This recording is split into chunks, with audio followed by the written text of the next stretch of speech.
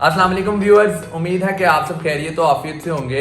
आज का जो वीडियो का टॉपिक है वो ये है कि आप अपनी कम्युनिकेशन स्किल्स किस तरीके के साथ बेहतर कर सकते हैं।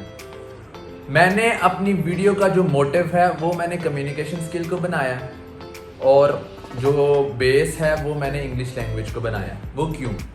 हमारे यहाँ पे 98% लोग ऐसे हैं जो इंग्लिश लैंग्वेज में अपनी कम्युनिकेशन स्किल बेहतर करना चाहते हैं।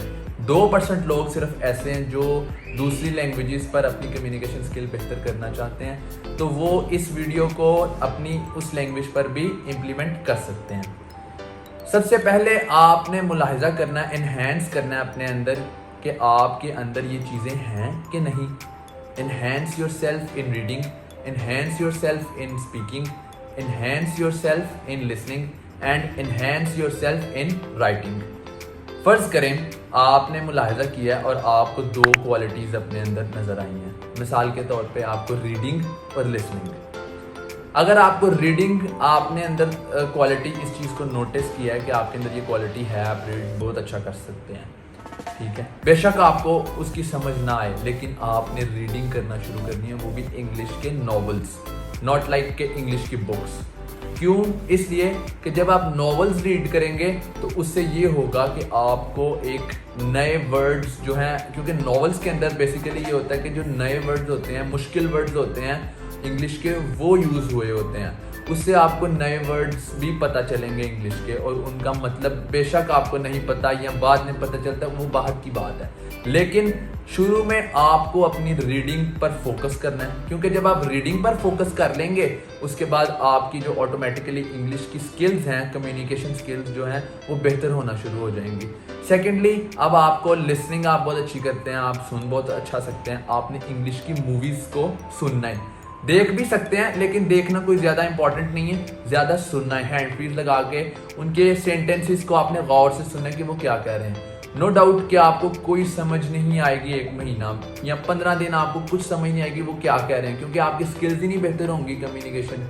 तो आपने क्या करना है कि उनको सिर्फ सुनना है। जब आप 15 दिन बाद अपने अंदर ये चीज़ फील करेंगे या ये चीज़ नोटिस करेंगे, पढ़ने के बाद भी और सुनने के बाद भी, कि आपके जहन के अंदर वो वर्ड्स चिपक गए हैं, चिपक से मुराद के वो बैठ गए हैं, तो आप उनका गूगल पर ट्रांसलेशन मतलब निकालें, उनको एक कॉपी पे उसी टाइम लिख लें।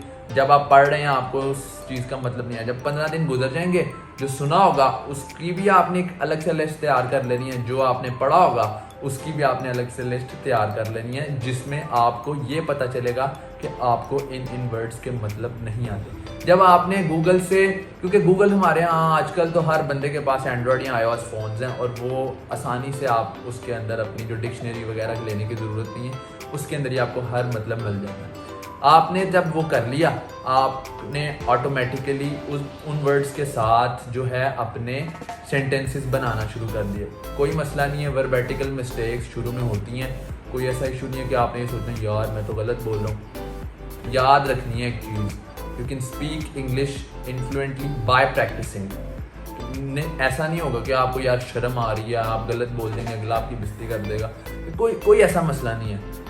वो भी ऐसे ही इसी मरहले से गुजर कर ही इंग्लिश अच्छी बोलते हैं। कोई ऐसा तो नहीं होता कि कोई किसी ने 30 मार खाए, कि कोई किसी ने जो है ना ऐसे इंग्लिश सीख ली है, कोई भी ज़बान सीख ली है, ऐसा नहीं होता बिल्कुल भी।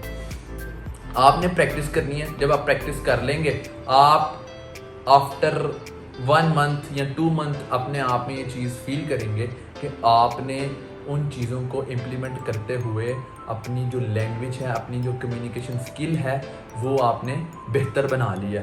उसी के साथ आपके जो अंदर ये चीज़ पैदा होगी, आप ऑटोमेटिकली क्रिएटिव सेंटेंसेस जिसको बोलते हैं वो निकालना शुरू हो जाएंगे, या खुद से सेंटेंसेस बनाना शुरू हो जाएंगे।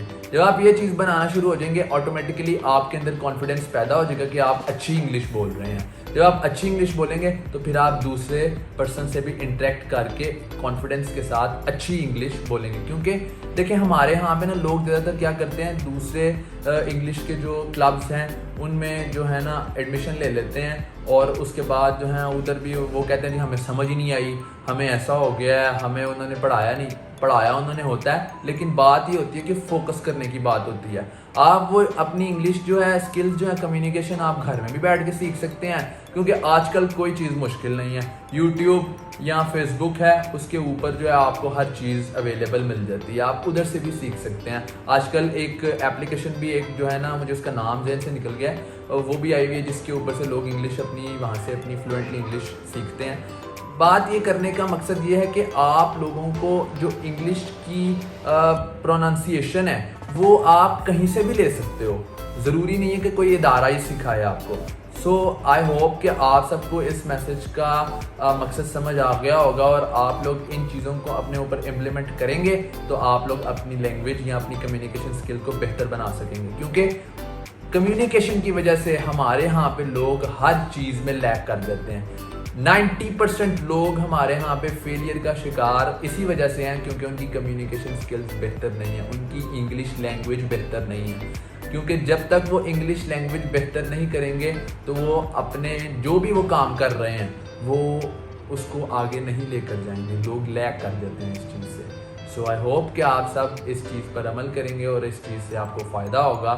سو دعاؤں میں یاد رکھیے گا. مجھے دیجیے اجازت, اپنا بہت سارا خیال رکھیے گا. اللہ حافظ.